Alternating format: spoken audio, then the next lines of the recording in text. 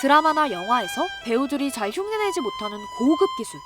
어색한 바이올린 연주를 보다가 갑자기 궁금해졌습니다. 바이올린 연주자들은 왜 손가락을 떨면서 연주하는 걸까요?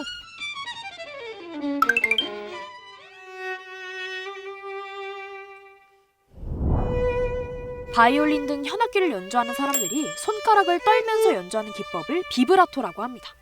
음의 높낮이에 조금씩 변화를 주면서 자연스러운 떨림을 만들어내는 방식인데요. 이 떨림을 이용해서 섬세한 감정 표현을 할 수 있기 때문에 현악기 연주자들에게는 필수적인 주법이라고 합니다. 되게 어려운 주법 중에 하나죠. 비브라토는 음악의 이제 스타일, 그런 곡의 분위기, 다양한 색깔을 낼 수 있는 부분이 바로 비브라토입니다. 그런데 바이올린 연주자들이 처음부터 비브라토를 한 건 아니었습니다. 바이올린이라는 악기의 역사는 500년 이상으로 아주 길지만 비브라토는 불과 100여 년 전까지만 해도 잘 사용되지 않았는데요.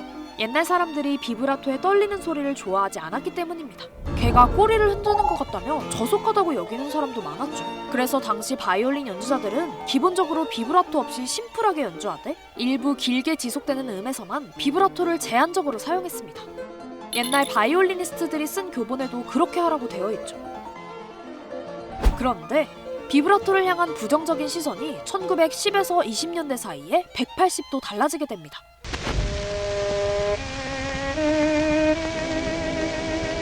(1922년) 녹음을 들어보면 모든 음에 하나하나 비브라토를 넣고 있는데요. 대체 그때 무슨 일이 있었길래 이런 변화가 생겼을까요?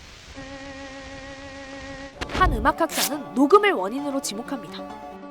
녹음 기술이 바이올린 연주법을 바꿔놓았다는 거죠.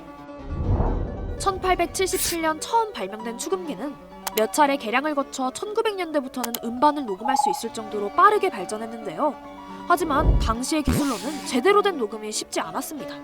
소리가 너무 작게 담겨서 축음기 나팔에 가까이 가서 연주를 하다가 팔이 부딪히는 사고가 많았다고 하는데요. 단순하게 소리를 크게 내는 방식으로는 마찰음 같은 듣기 싫은 소리가 많이 섞여서 뭔가 새로운 방법을 찾아야 했는데 이 문제를 해결해준 게 바로 비브라토였습니다. 비브라토를 이용해 소리를 떨어주면 실제로 우리 귀에 훨씬 더 잘 들리기 때문이죠. 그 비브라토 자체가 물리적으로 소리의 크기를 키우는 건 아니지만 귀는 실제로 비브라토가 가미된 소리를 잘 듣는데요. 소리를 듣는 과정에서 굉장히 중요한 단계 중에 하나가 다른 소리로부터 내가 듣고자 하는 소리를 분리해내는 것이거든요. 열악한 녹음 환경에서 녹음된 바이올린 소리 같은 경우에는 바이올린 소리 성분만 그 잡음으로부터 쏙쏙 뽑아서 듣는 게 굉장히 어렵거든요. 근데 비브라토를 바이올린에 가미하게 되면 잡음들에는 비브라토가 걸려있지 않잖아요. 바이올린 소리에만 비브라토가 걸려있으니까 뇌가 보기에 변화하는 양상이 비슷하네 이렇게 느껴지는 거예요. 그래서 그 소리들을 잡음으로부터 더 잘 분리해내는 거죠. 이렇게 열악한 녹음 환경에서 소리를 또렷이 들리게 해줬던 비브라토는 실수를 감춰준다는 의외의 장점도 가지고 있었는데요. 여러 번 반복해서 재생할 수 있는 레코드 녹음에서 연주자들의 실수는 라이브에서의 실수보다 치명적이었습니다. 그런데 비브라토를 사용하면 잘못 짚은 음정을 재빨리 감출 수 있었어요. 약간 어떻게 보면 트릭 같은 부분인데 갑자기 음정이 조금 어긋나고 음정을 높이고 싶을 때 비브라토를 이용해서 살짝 올리면 조금 더 자연스럽게 남이 눈치채지 못하게 자연스럽게 음정이 좀 변하긴 하죠. 듣는 사람 입장에서는 그 울림 때문에 음정이 살짝 가려지는 거죠. 게다가 비브라토는 소리를 통해 연주자의 표정과 동작을 상상하기 쉽게 해준다는 효과도 있었습니다. 녹음의 시대에 더욱 적합했던 거죠. 이 때문이었을까요? 1910에서 1920년경부터는 빠르고 화려한 비브라토를 구사하는 연주자들이 큰 인기를 얻었고요. 오늘날에는 아예 현악기의 기본 주법으로 자리 잡았는데요.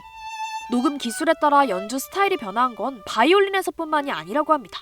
당시 성악계에서는 벨칸토 창법이 유행했는데 부드럽고 섬세한 창법의 특징이 축음기에 잘 담기지 않았다고 해요. 당시 녹음 기술에 적합했던 강한 성량의 성악가들이 점차 인기를 얻으면서 성악의 유행도 그렇게 바뀌었다고 합니다. 요즘 가수들의 노래 길이가 3, 4분인 이유도 한 면에 4분 정도만 녹음할 수 있었던 초창기 레코드판인 SP 때문이라고 하니까 과학기술이 음악에 미치는 영향이 꽤 큰 것 같아 보이는데요. 앞으로의 음악은 또 어떻게 변화할지 궁금해지지 않나요?